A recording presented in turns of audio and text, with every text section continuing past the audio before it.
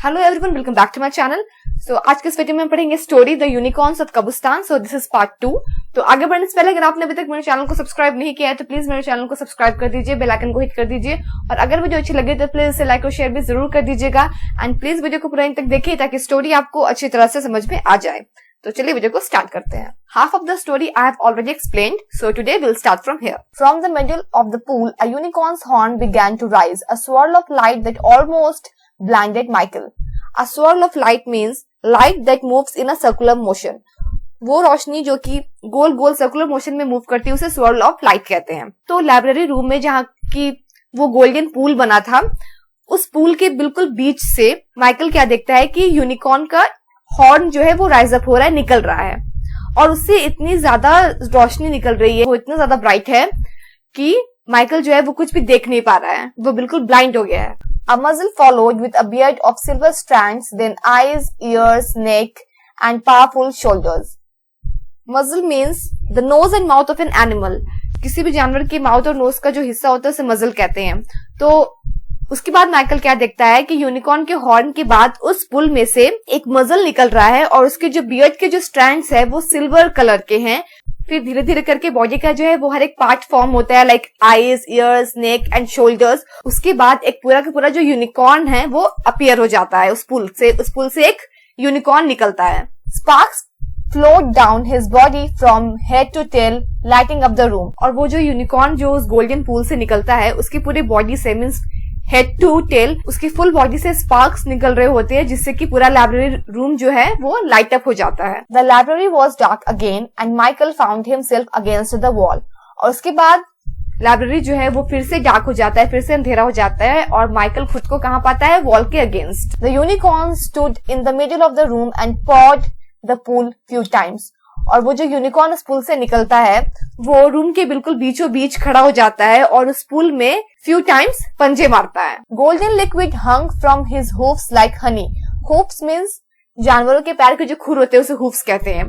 तो उस यूनिकॉर्न के हूफ्स से गोल्डन लिक्विड निकल रहे थे जो कि हनी की तरह लग रहे थे। His breath formed small clouds of fogs. और जब वो सांसें ले रहा था तो उसके ब्रेथ से क्या हो रहा था कि छोटे छोटे फॉग के बादल बच जा रहे थे।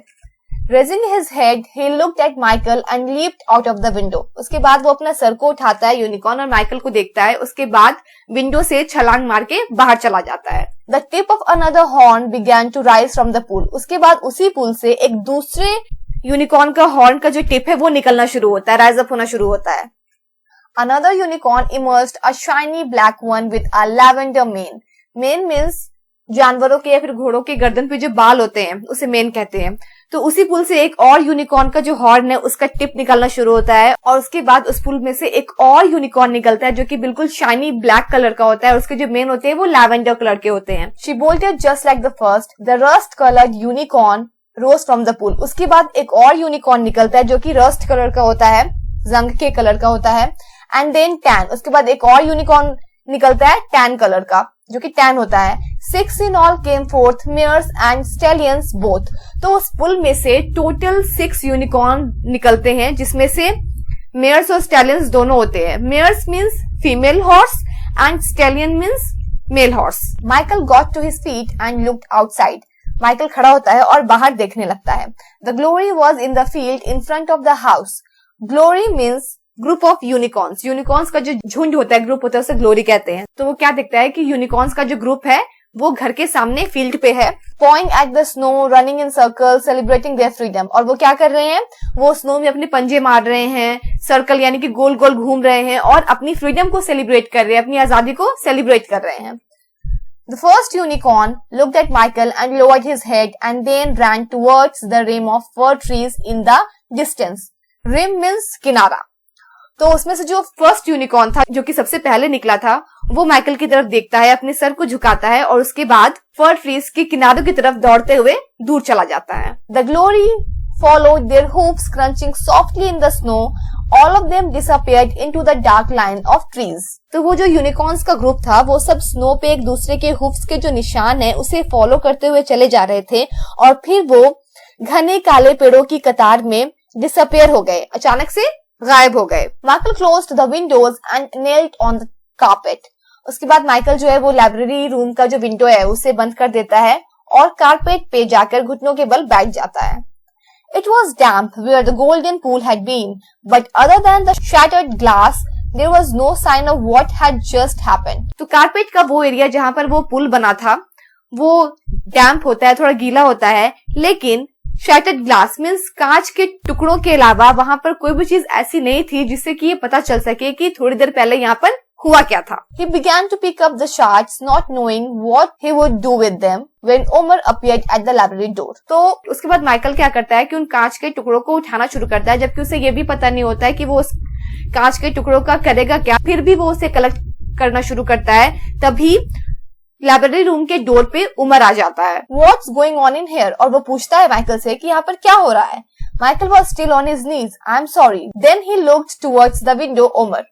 और माइकल अभी भी अपने घुटनों पर ही होता है, नीचे बैठा हुआ, और वो खिड़की की तरफ देखते हुए उमर से कहता है कि I am sorry. Umar put his candle on the table, knelt next to Michael and touched the carpet's damp fibers. Umar जो है वो अंदर रूम में आता है और टेबल पे कैंडल रखता है। उसके बाद वो माइकल के बगल में वो भी घुटनों के बल पे बैठ जाता है और कारपेट का जो डैम्प फाइबर है, जो गीला फाइबर है, उसे टच करता है। How many? 6। और वो माइकल से पूछता है कि कितने थे। तो माइकल आंसर करता है कि 6। Do you know what you have done? इसके बाद उमर जो है वो माइकल से पूछता है कि क्या तुम्हें पता है कि तुमने क्या किया है? I am sorry, Michael said again, but Umar waved away the apology. तो माइकल जो है वो उमर से दोबारा सॉरी बोलता है, लेकिन उमर जो है वो उससे माफी मांग लेता है। I have been searching for years to find the key to release them. और कहता है कि मैं सालों से ये सर्च कर रहा था, ये पता कर रहा था कि इन्हें किस तरह से रिलीज कर सकूं, इन्हें किस तरह से फ्री कर सकूं। He put his hand on Michael's shoulder, और वो ये माइकल के कंधों पर हाथ रखते हुए कहता है, Legends say the unicorns were imprisoned at the time men started to wage war. Wage war means to begin and continue a war. किसी वॉर को शुरू करना या फिर किसी वॉर को कंटिन्यू करना is known as wage war. तो उमर जो है वो माइकल को बताता है कि लेजेंड्स का ऐसा कहना है कि ये जो यूनिकॉर्न्स थे ये तब से कैद थे जब से आदमियों ने वेज वॉर शुरू किया था। For centuries the glass has been unbreakable, how did you do it? और वो कहता है कि सदियों से ये जो ग्लास था जिसके अंदर यूनिकॉर्न्स कैद थे ये अनब्रेकेबल रहा है, इसे तोड़ा नहीं जा सकता था। तो तुमने ऐसा कैसे कर दिया? तुमने इसे कैसे तोड़ दिया? They told me to break it. Michael stood up and walked to the table. तो माइकल खड़ा होता है और टेबल की तरफ ये कहते हुए जाता है कि उन्होंने मुझसे कहा इसे तोड़ने के लिए, इसे ब्रेक करने के लिए। The book he had opened had turned to ash. और जो बुक उसने ओपन किया था माइकल ने, जिसमें कि उस यूनिकॉर्न का इमेज बना हुआ था, वो जो ग्लास के अंदर कैद थे उसका इमेज बना हुआ था, वो बुक जो है वो जलकर एश में यानी कि राख में कन्वर्ट हो जाती है।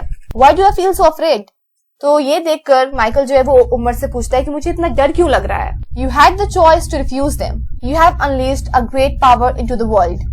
Unleashed means to have suddenly let a strong force be felt or have an effect. Means किसी चीज को छोड़ना, रिलीज करना या फिर फ्री कर देना। उमर जो है वो माइकल से कहता है कि तुम्हारे पास ये चॉइस थी कि तुम उन्हें मना कर देते, इनकार कर देते इस ग्लास को तोड़ने के लिए। तुमने एक बहुत बड़ी शक्ति को इस दुनिया में रिलीज किया है, फ्री किया है, मीन्स छोड़ा है। So what should I do? तो फिर माइकल उमर से पूछता है कि मुझे क्या करना चाहिए? फॉलो देम सन। तो उमर उससे रिप्लाई करते हुए कहता है कि अब तुम उन्हें फॉलो करो। So that's all. होप आपको स्टोरी समझ में आ गई होगी। अगर आपका अभी भी कुछ डाउट्स है then go through the video one more time, और अगर वीडियो अच्छी लगी हो then please like, share, comment, subscribe and hit the bell icon. We'll meet in our next video very soon. Till then, bye.